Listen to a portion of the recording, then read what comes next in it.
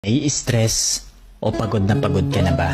Gusto ko lang ipaalala sa'yo na kahit gaano ka ka-stress ngayon, wag na wag kang sumuko sa mga pangarap mo. Kailangan mong tandaan parati na magtiwala ka sa progress na nangyayari sa buhay mo. Kahit alam ko na minsan sobrang hirap at sobrang nakakapagod na din talaga.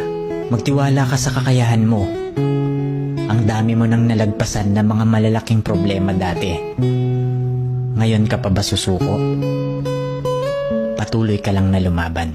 Yung pakiramdam mo ngayon na nahuhuli ka na sa buhay, siguro dahil nakikita mo yung mga kakilala mo o yung mga kaibigan mo, pakonti-konti may na-achieve na sila. Parati mong tandaan na lahat tayo ay may kanya-kanyang timeline sa buhay. Hindi ka nahuhuli at hindi ka rin naman nauuna. Kung nasaan ka man ngayon sa buhay mo, yan ang lesson at experience na kailangan mong pagdaanan ngayon. Lahat tayo ay may sariling kwento sa buhay na makaka-inspire